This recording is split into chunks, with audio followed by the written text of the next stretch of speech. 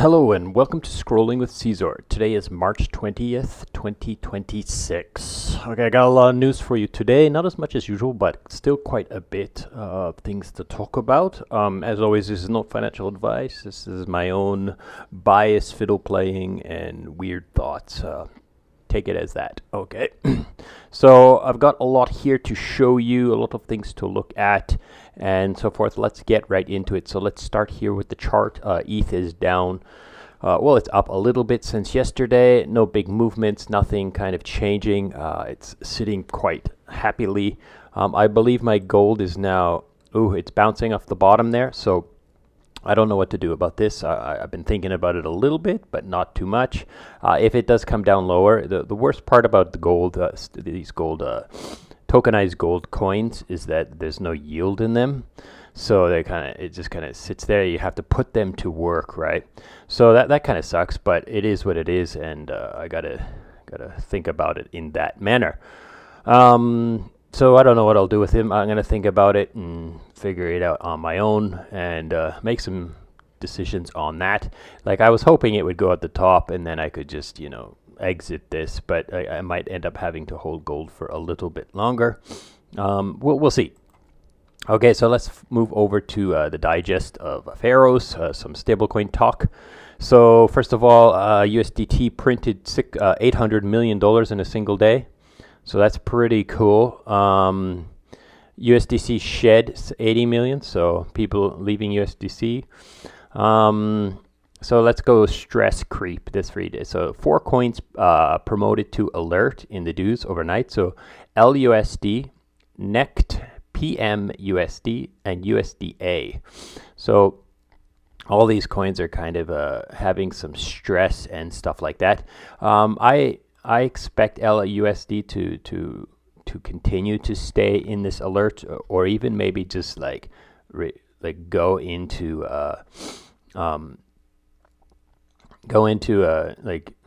even past the alert, right into depegging.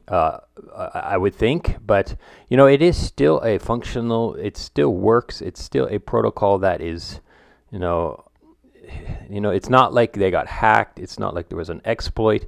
It's just Bold is a better system. But some people prefer the LUSD too.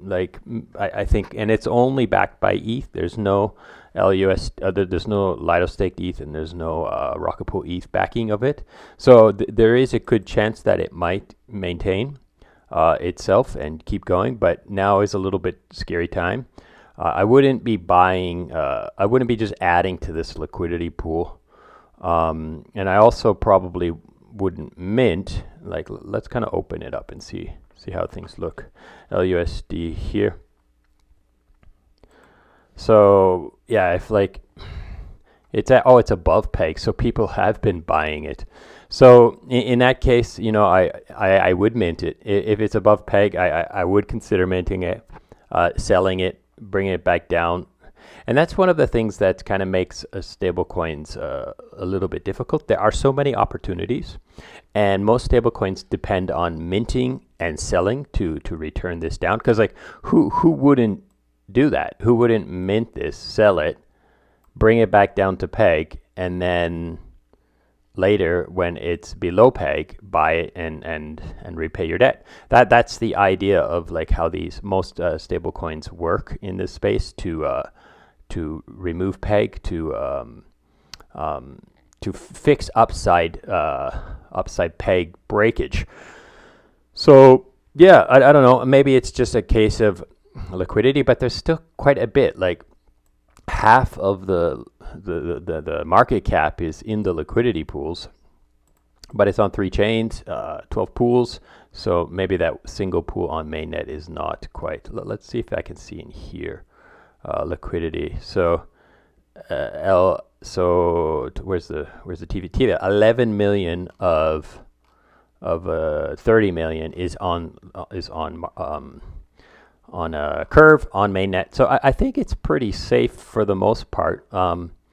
I don't think it's a super crazy dangerous thing, but be smart about this. I'm not suggesting you go and mint this thing and sell it, but yeah, I think this is an interesting thought experiment about stablecoins and why, why the upside is not being instantly taken. Um, yeah, so I think there's a stablecoin coming out in the future. It's actually built by the guy who builds this thing here, and it's called Polaris, and it has a system built into it, or it has this consideration built into it to also give easy arbitrage for upside as well as downside. Most protocols, they just have downside protection. So they just allow anonymous, like basically arbitrage bots to arb the downside. So buy stablecoins cheap and arb them back up. But most of them have ignored the idea of allowing them to arbitrage down, because they just assume what most protocols want is they want more TVL, they want more CDPs, they want more minting by actual users, adding collateral to the system, adding TVL to the system. So it's a difficult one to allow arbitrage bots to take this profit, because then you're de-incentivizing, or you're not incentivizing the actual minting of your stablecoin through the CDP. So it's an interesting thought experiment. I thought I would share that.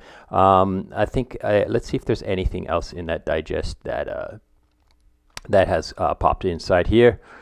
Stress alert: 27 blacklists on USDT, including on Ethereum.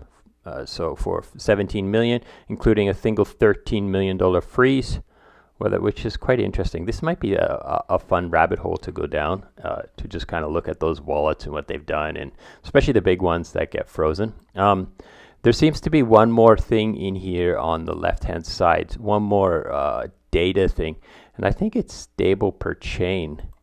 I think this is the new thing, but I'm not sure. I'd have to look at my video on this and see which tab has been added, because I feel like there's an extra tab in here now, but I could be wrong. Anyhow, let's move on to some of the news today. So that's my following feed. So the first one here, we have Rick. So Ricky, Crypto Rick 98. So he's like, the question surrounding a base token is now, when, if not. So like he's basically saying, if not now, then when, right?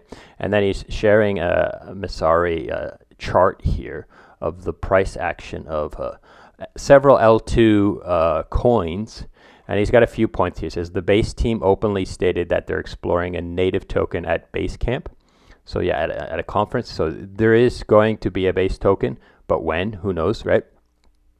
Base exited their OP superchain for full economic sovereignty earlier this year, so they stopped being a superchain.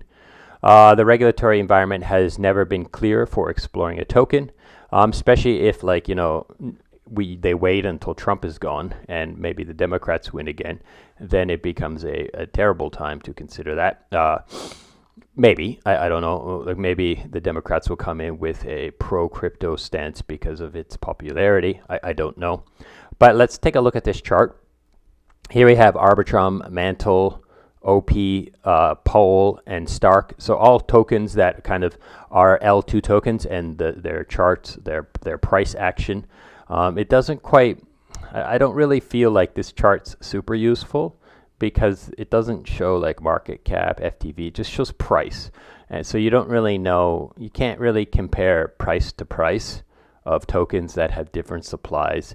And especially like Pole is significantly different than Arbitrum. Like, so I don't know. Like, I think it's kind of it's a strange metric to kind of throw up there and be like, hey, look at these prices. When are you going to join this chart?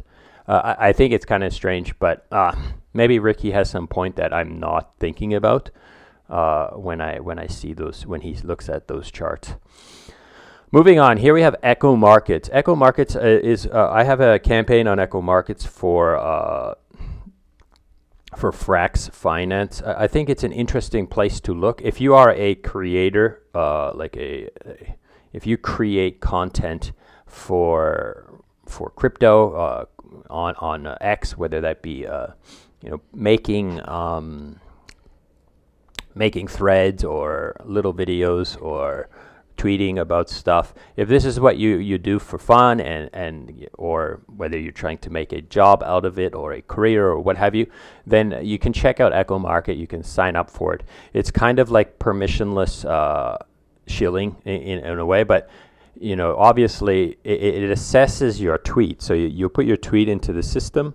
It fetches the data from your tweet and then assesses the impact and stuff like that. So then you can, get paid from the campaign, right? And the campaign, you can see the budget of the campaign, and it'll estimate how much your tweet was worth. So you can kind of see, whether or not it's worth your time and stuff like that, instead of doing the whole month or doing a lot of work and then finding out later.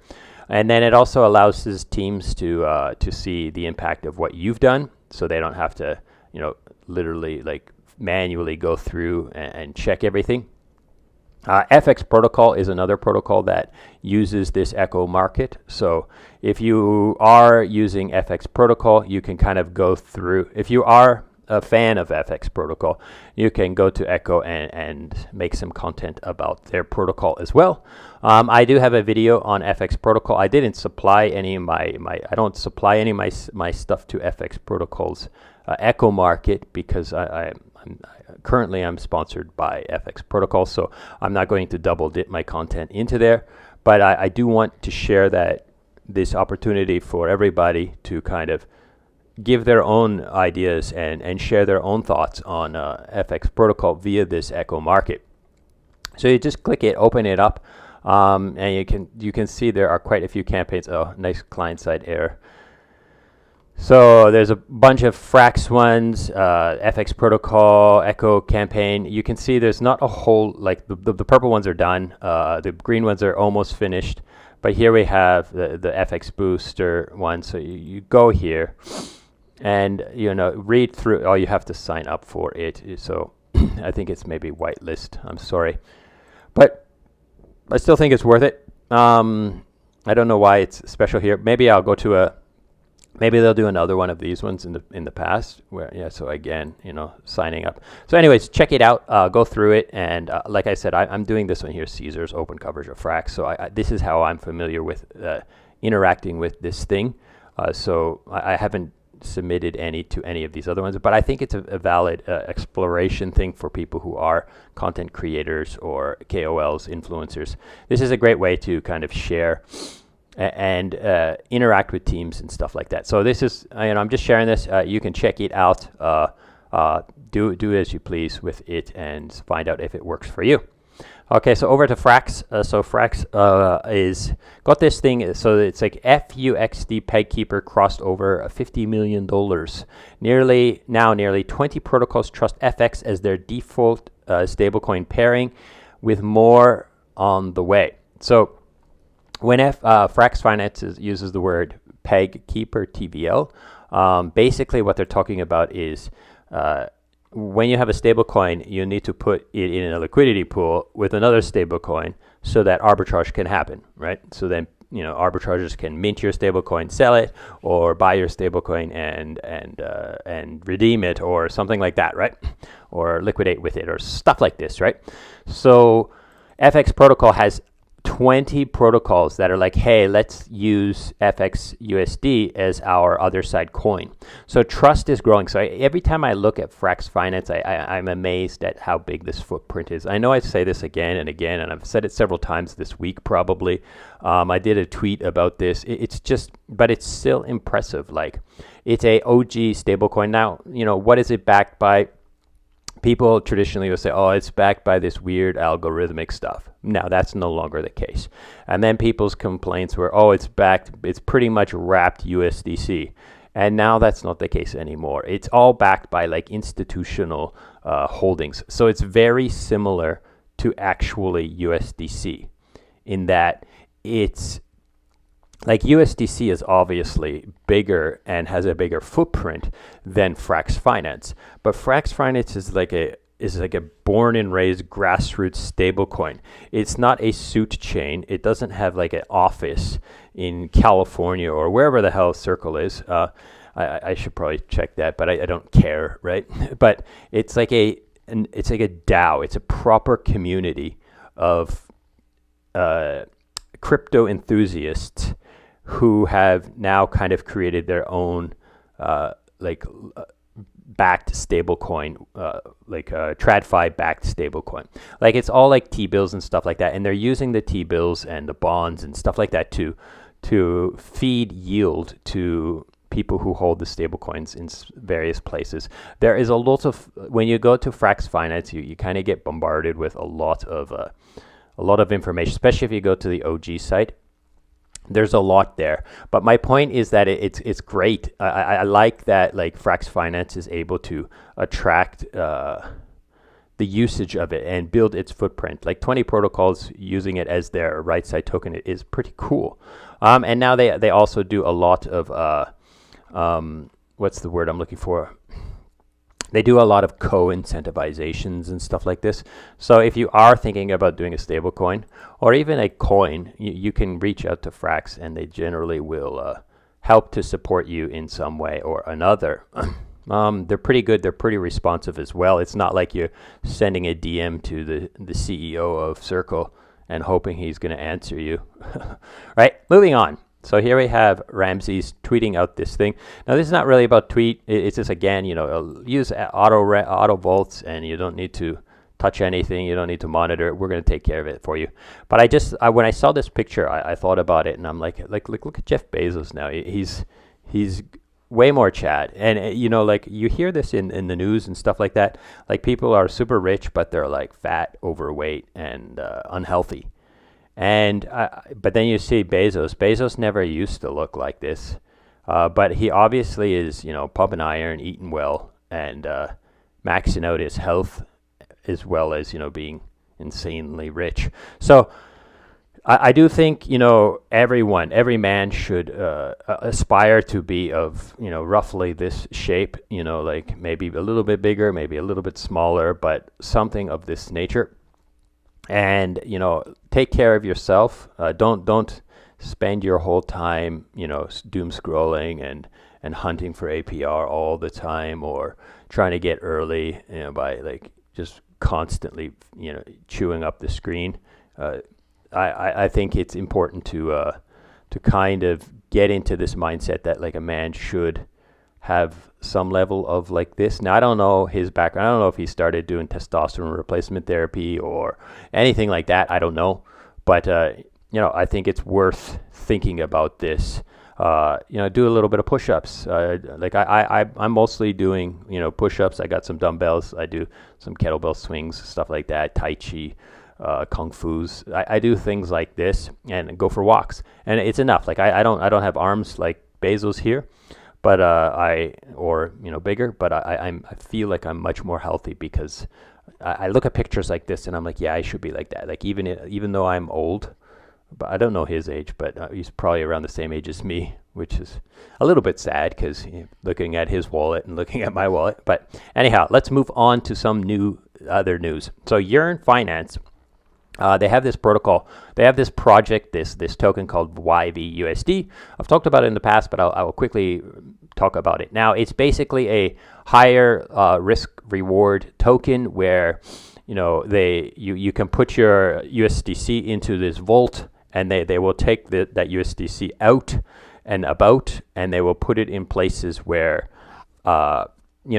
traditionally their vaults wouldn't maybe do that. So a little bit of leverage looping, a little bit of like cross-chain stuff, a little bit more degen, but higher reward. Now, when you deposit into this token, you have a choice of locking, right? And if you lock it, then you get a boosted reward because the lock is, I think, 14 days. I'm sorry, I should probably look, but I guess I can check. Let's go to Yearn Finance. Volts. So explore the volts. It's always at the top here. This one here. So we have 14 day. So when you deposit, you choose, do you want unlocked or locked? If you put it into locked, then you get a boosted APR. So you can see the APR right now it says 4% for 4.96.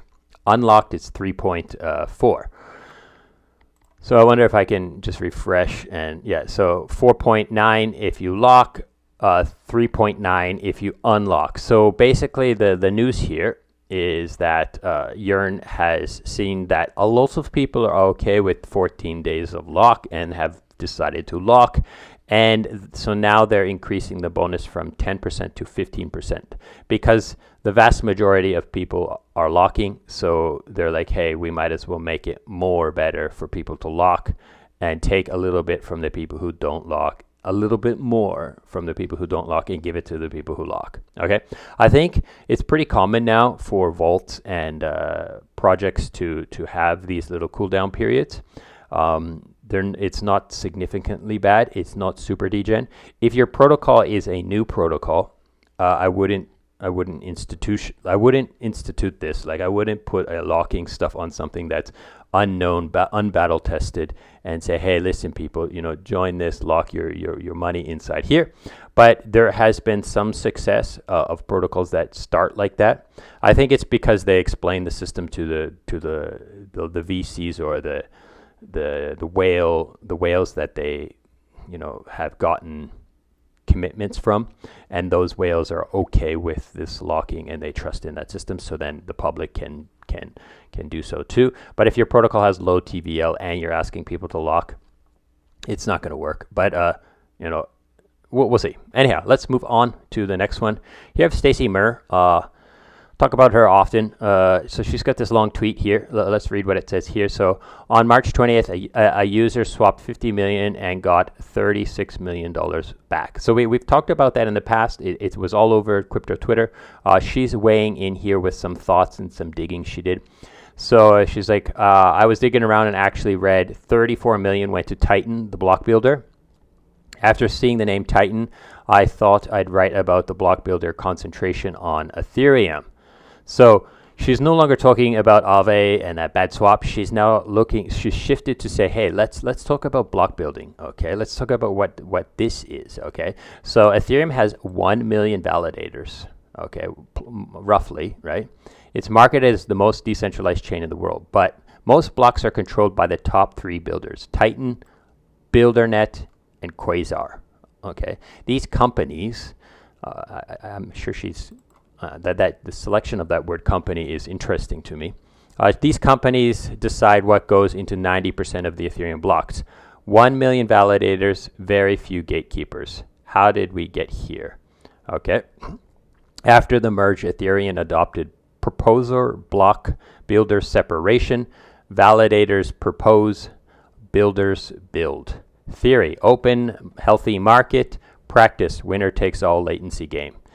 Whoever is the fastest, has the best private order flow deals, and extracts the most value wins the MEV block auction.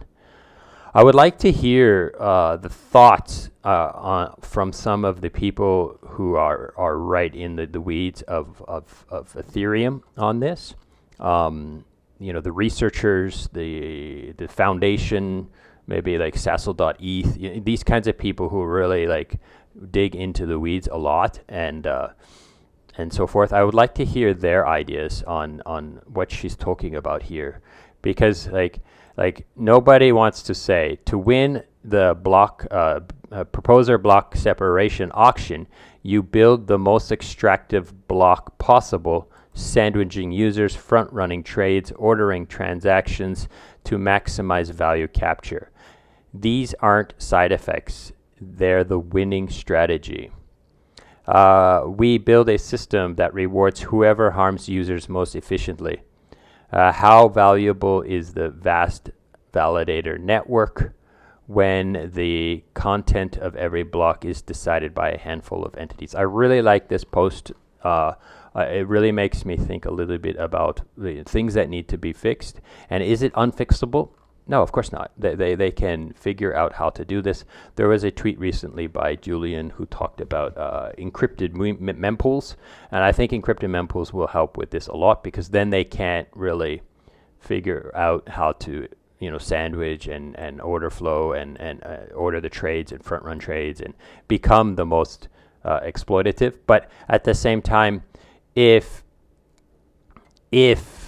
they can't make money by doing MEV, will they continue to build blocks? Of course not. They need to be profitable, but at the same time, maybe there's some other way to fix this. I don't know. I'd like to know, like I said, I'd like to know those people, what they have to say and what they think about this.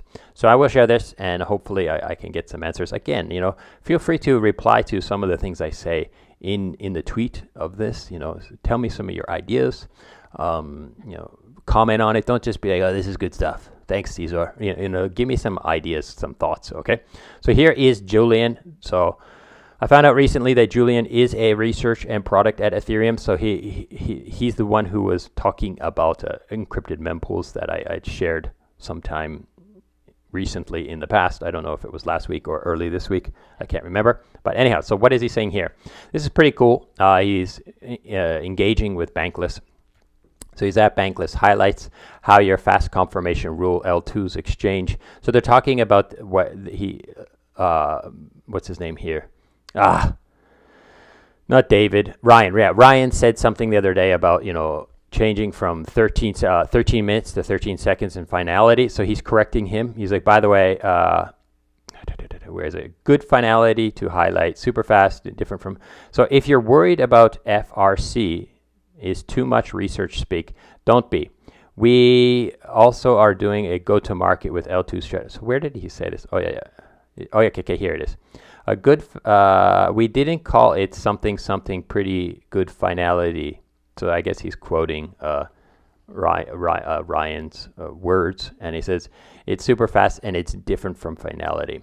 So I don't know. I'm a little bit confused about this. To be honest, I don't know what they're trying to say here. I didn't click it, but I guess the idea is that the fast confirmation is not finality. So if you are depositing into like Kraken or Coinbase or something like that, and you're coming from mainnet, it always takes like 20 minutes to confirm. So it's not going to be, I'm not sure if this is going to be faster or if it's finality, like whether or not this fast confirmation is going to allow those entities, those centralized exchanges type things to be like, yeah, your USDC is here, in 13 seconds, or it's going to still rely on finality in that sense. So I'd like to know a little bit more. I'm going to do my own research. If you know the answer, feel free to tell me. Okay, moving on. Alto is a product with a rich history. I do think you should look at it. It's pretty cool. It's isolated lending. So isolated minting of a stable coin. So there are 5 markets right now. You can borrow, so WBTC, Coinbase BTC, SUSDE, SERP USD, and Pax Gold. So yeah, you can. These are pretty interesting, especially this one. Like you can loop up Athena if that's something you want to do, and they're quite isolated. So it's not, you don't have to, when you go here, you don't have to look at whether or not there is a USDC for you to borrow, because you're going to be minting their DUSD. However, you do have to look at the liquidity of this stuff. But they're going to have these strategies where you can get like pretty good APY on this. So I dig deeper, check a little bit. I don't think I have a video on this. I did do a video on the original model of this protocol, but that protocol has been changed drastically, and I haven't gone through and read the white paper of the new model, how they change things, and so forth and so forth. But you can kind of go through, do some research, check it out, see whether or not this is something of interest to you. Okay. Moving on, here we have Tom Wan. So Tom Wan has talking about this. So let me read what he says. Okay, 1 billion USDT and 100 million Athena staked, so SUSDE outflow from Aave Ethereum. Why? Aave on Mantle is offering 3.7%, so that's an extra 1.75. And a 0.5 borrow rate on USDE, which is cheaper by 1.8%, which makes them better place for USDC yield and SUSD looping. Plasma, Arbitrum, Base are mostly unaffected. So Some large amount of capital has left Ethereum, $1 billion, right? And I assume it has gone over to Mantle. So that's pretty cool. So if you do see, Mantle did tweet this out, $1.3 billion on Mantle. That's pretty cool. I don't really do these kinds of loopings. I don't really play with this too much, but I might look at this a little bit deeper and consider it. I'm pretty risk off right now. I feel a little bit. I still have PTSD from 2025, so I'm not really too keen on doing this. But I thought I'd share it, and you can look around. You can take a look at this and find out if this is something you want to play with. Okay, so Pandora. This is many such opportunities for those who know where to look. So Diego is he often talks about Pandora. Maybe he's a community lover, or I don't know how he is connected to it, but he seems to like it. He's doing a lot of AI stuff. So he's like, prediction market plus my OpenClaw agent, the first trade. This morning I was looking at the available markets on Pandora and found this one with the arbitrage opportunity. So basically, he can bet in one place and arbitrage it in another place, I would say. So will Bitcoin reach 75 this month? The answer, yes, was priced at 95 cents, even though Bitcoin already reached 75,000 this month, right? So yeah, he can buy this. So when I asked OpenClaw agent to evaluate the trade, it agreed with me. The opportunity was there. Then I made the first trade and bought yes with some USDC. I told my OpenClaw agent to add this kind of opportunity to the morning report it shares with me every day. Take a look at this video. So this is something I really wish I think I should build. I should build an OpenClaw agent and run it on another computer. It's just I'm kind of being lazy and not doing it, but what he's doing, it makes sense, right? So like he wakes up, he reads his report from OpenClaw, his Clawbot, and is like, hey, now it's going to start saying, oh, look, this thing's already yes, and there's 5 cents to be taken. Now, I don't know how big that market is, but you can always check this out and figure it out. He can also, like, if you look at the original tweet, let me go back to it. So he's like, you can go a step further and automate it. So to get notifications when your agent sees an arbitrage opportunity, so you can simply confirm and execute. So instead of waiting for your morning report, maybe it immediately sees it and DMs you, right? And be like, hey, there's juice here, go get it, right? Money on the table. Okay, so moving on. So Igneous is talking about World Liberty Financial. So it says World Liberty Financial value proposition bribes to the Trump inner circle. So that's his headline. So by staking in their new staking system, 45 million USD in World Liberty Financial tokens, supernodes, get guaranteed access to the World Liberty Financial team. Minimum staking period is 6 months. Great timing as unlocks start and midterms are coming. Imagine the selling candle when Trump's presidency ends. So this is a weird one. I've always been kind of against this. Many people have suggested to me even like, you should gatekeep your voice. Tell people to pay you and then they can talk to you, right? I don't really like this model. I think it's kind of grifty and strange. And this is like grift at the max, right? Like, if you want to talk, if this protocol wants customers, it should be willing to talk to their customers. It shouldn't be like, oh, you have to pay in order to ask questions about our stuff. Now again, I'm sure there's a community. I'm sure there's still a question or a help desk or some sort of troubleshooting thing. And this is for people who really want access to that team. But at the same time, I always feel like it's like, you want to talk to me, pay me. It's just like, no, like my DMs have always been open and always been accessible to anyone who wants to talk to me. Now, sometimes I don't answer because too much, right? But I feel like, I don't know, maybe I'm not so important and maybe I'm not, people are not trying to access me and my voice as nearly. I shouldn't compare myself to the Trump inner circle, right?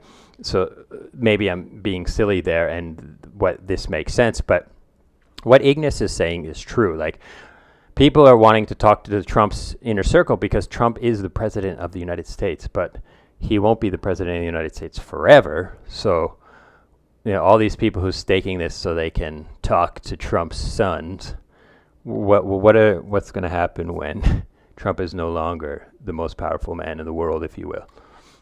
Then people are just going to dump like crazy. Like, I don't know, there might be some other utility, but yeah, check that out. That's pretty interesting. Good call, Ignis. Okay, so Arbitrum is supporting builders bringing new financial products to life on Robinhood chain. Now, I don't have any real desire to use this Robinhood chain, but I do see its value proposition for us as degens. It's the same thing. Like, I tell people that they can buy Ethereum in their retirement savings accounts in their banks by using, Fidelity, Ethereum type stuff, or whatever those products might be, because those people are not going to join crypto. They're not going to set up a wallet. They're not going to, especially like I live in Canada, so it's like Canadian dollars. So they're not going to buy American dollars and then, speculate on coins in American dollars. And there's no like legitimate Canadian stablecoin out there that's actually meaningful. So it's like, I'm not only if I tell people to, get into crypto, then I'm telling them to basically expose themselves to US dollars as well, right? For the most part, right? So I think something like Robinhood can have a huge effect on crypto, in the sense that it can attract a lot of users, because Robinhood is fantastic for its user experience, and I think it's worth checking it out. If you are a Robinhood user, then fantastic. It's fantastic for this space. So yeah, like different chains, different L2s for different purposes, different settings, different risk profiles, different centralizations. I think it's a fantastic thing to share. You can read through this thread and how Arbitrum is connected to Robinhood chain, and there is a vote or a tally. It looks like a telegram. I'm not going to click it, but I don't know, what does it say? It says apply today. And so anyway, so you can check it out. You can tokenize. They're talking about tokenization. And then of course someone is like, build for who? Build for what? Your token price. Look at it, right? People are so silly. Moving on. So here we have Bantag. Bantag is talking. Bantag doesn't talk too much about tweet crypto so much anymore. He's still deving things up, but I think he's kind of like semi-retired, if you will. Now, he or she, I'm sorry, I don't know, who cares, right? But I just say he for everybody almost, right? Unless it's blatantly like a girl. So I looked, he says, I looked up the IPF hostings, and they are 10 to 20x more expensive than Cloudflare right now. What kind of scam is this? I need to host around 100 gigabytes. So when I think about this, basically, this is kind of the effect of like free things, right? It's like kind of like insurance or maybe even socialization, right? So because IPF is free for the most part, right? Everyone can just host things for free there, but they have costs. They have, they're running electricity, they're running hardware, they're running, the things must cost. So the people who are willing to pay have to pay for the people who want it for free. And that's kind of the case for IPFS. Now, IPFS is important in crypto, and a lot of people are using it for all kinds of things. Like, especially you see it a lot in NFT hosting of the pictures, right? So I don't know how to fix it. Like, obviously, 10 to 20x more expensive is a broken model, especially if he's complaining about it, right? So how to fix it?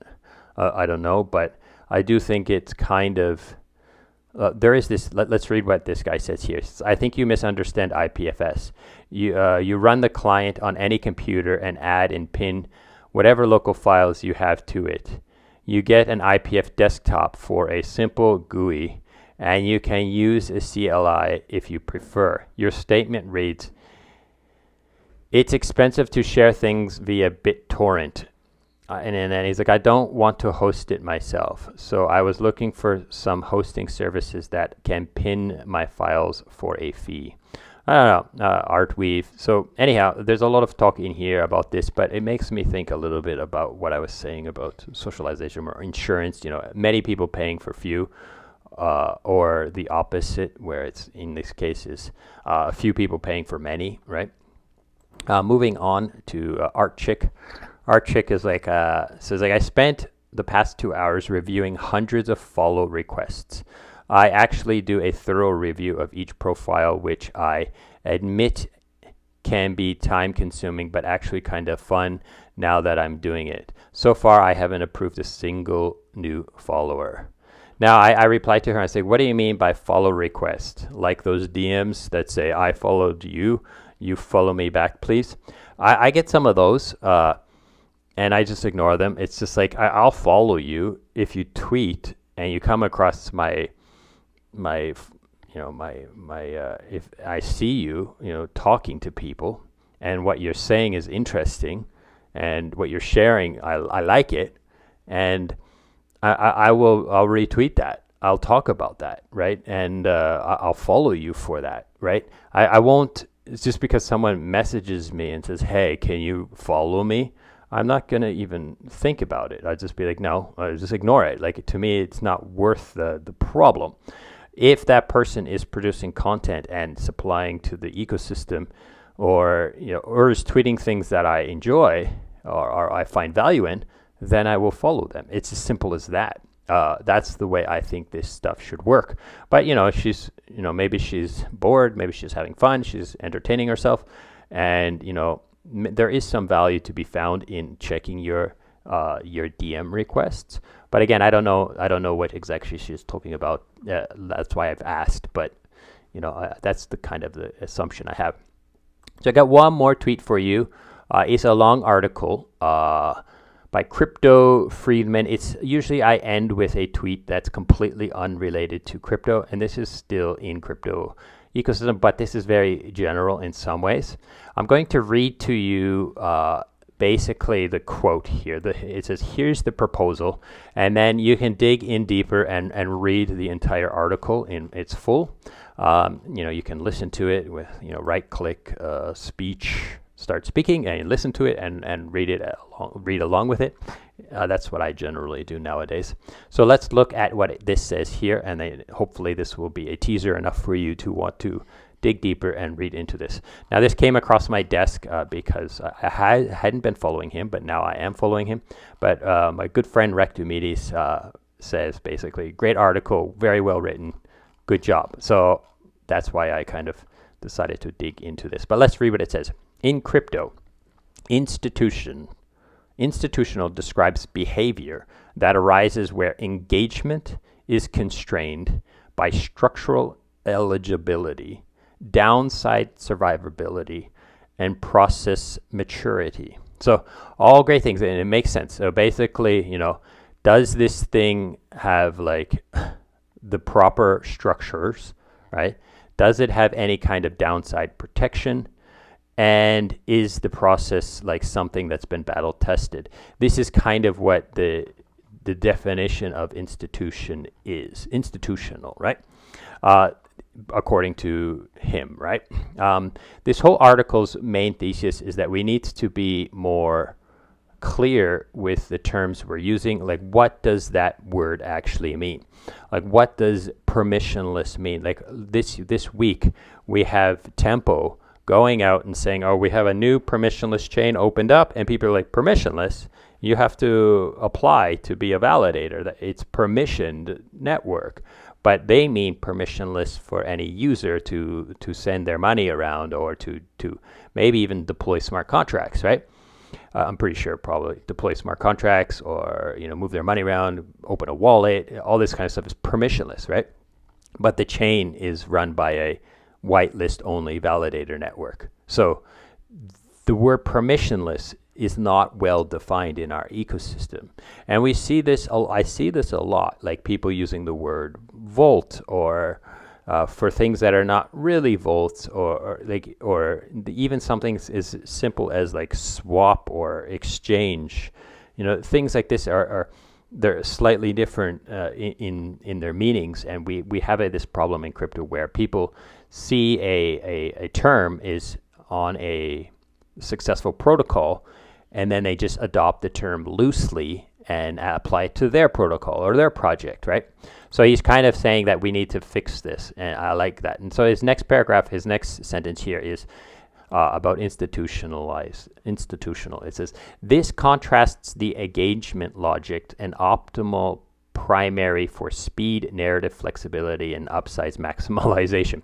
So he's like, for my brothers in Christ, currently head spinning, fear not. Below we'll unpack what we have, what this all actually means in human language. So he's taking that condensed academic type like statement or statements, and he's gonna like unpack them for you to understand them. So like I said, it's worth reading. I haven't read it in full yet, and I'm planning to read this after I hang up this call with you guys. And I like to do this. I like to share things and my initial reaction before I'm influenced by what he has to say, and then hopefully you also read exactly what it says. That way you're not just depending on me to tell you what this says, right? Everything this says, and to filter it, so that I'm hoping more that you will go and search some of the things I talk about and do some more research on it. So that's it for today. I hope this has been interesting and useful and so forth. And as always, I will recommend that if you do want to support my channel, you can check out my secret sandwich .xyz vaults. So up here, vaults, these are Yearn vaults that you can deposit into via my front end. And if you deposit into them via my front end, then you are completely only going through Yearn contracts. You're in Yearn vaults, but they are going to share the fees that they capture with me. So it will help to support me a lot if that's something you want to do. Thank you so much for listening, and goodbye.